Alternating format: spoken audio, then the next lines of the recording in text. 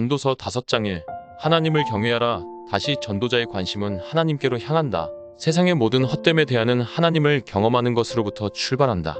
그는 그 신앙이 하나님을 두려워하는 마음으로 진실하게 서야 한다고 말한다.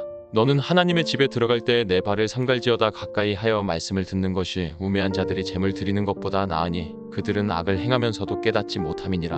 1절 너는 하나님 앞에서 함부로 입을 열지 말며 급한 마음으로 말을 내지 말라. 하나님은 하늘에 계시고 너는 땅에 있음이니라. 그런즉 마땅히 말을 적게 할 것이라.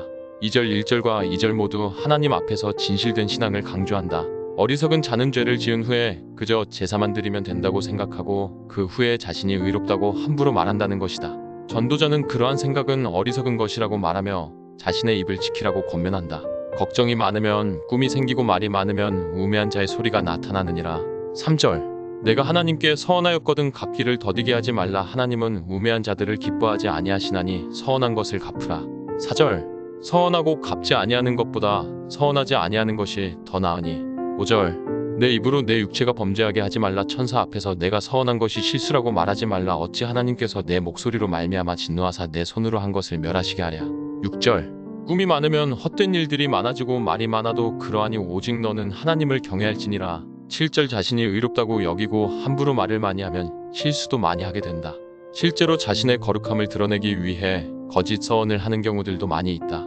하나님 앞에서 입 밖으로 나온 말은 반드시 지켜야 한다. 그것을 지키지 않는 것도 죄이기 때문이다. 그러므로 자신의 의를 드러내는 말들을 함부로 해서는 안 되고 만약 그러한 서원을 했다면 반드시 지키라는 것이다. 그것이 바로 하나님을 두려워하는 것이다. 2. 하나님의 선물 전도자의 말은 다시 삶의 자리로 돌아온다. 사람들의 삶 속에서 소유로 인해 오는 부조리는 당연히 존재한다. 너는 어느 지방에서든지 빈민을 학대하는 것과 정의와 공의를 짓밟는 것을 볼지라도 그것을 이상히 여기지 말라. 높은 자는 더 높은 자가 감찰하고 또 그들보다 더 높은 자들도 있음이니라. 8절 땅의 소산물은 모든 사람을 위하여 있나니 왕도 밭에 소산을 받느니라. 9절 공직사회가 있고 관리체계가 있어도 그 안에서 벌어지는 차별과 부조리는 존재한다. 전도자는 그럼에도 그 체계가 있어서 그것들을 관리할 수 있다는 것에 위안을 삼는다. 반면 역설적인 표현으로 그것들을 비판하는 것으로 보기도 한다. 그러한 부조리가 존재하는 것은 부를 추구하고 만족하지 못하는 사람의 헛된 마음 때문이다. 은을 사랑하는 자는 은으로 만족하지 못하고 풍요를 사랑하는 자는 소득으로 만족하지 아니하나니 이것도 헛되도다. 10절 전도자는 이 마음에 대하여 지적하며 많은 재산의 헛됨을 이야기한다.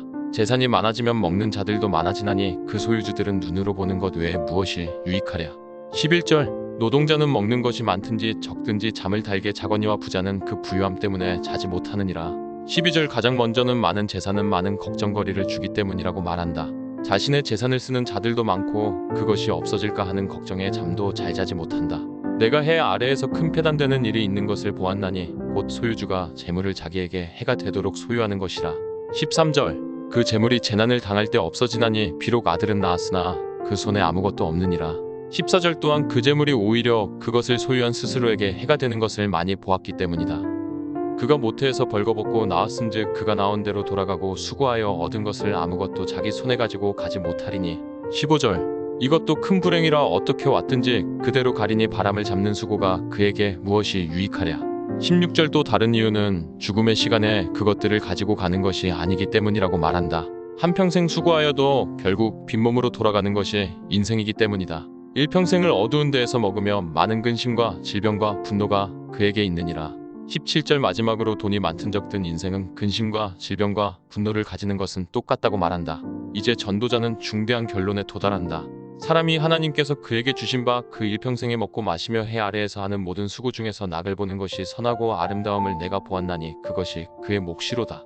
18절 또한 어떤 사람에게든지 하나님이 재물과 부유를 그에게 주사 능히 누리게 하시며 제 몫을 받아 수고함으로 즐거워하게 하신 것은 하나님의 선물이라. 19절 그는 자기의 생명의 날을 깊이 생각하지 아니하리니 이는 하나님이 그의 마음에 기뻐하는 것으로 응답하심이니라. 20절 모든 삶의 것은 하나님이 주시는 것이다. 그러기 때문에 그 주신 것을 잘 일구어가는 수고와 그 안에서 기쁨을 얻고 감사하는 것이 선하고 아름다운 일이 된다. 그것을 전도자는 또 다른 하나님의 선물이라고 표현한다.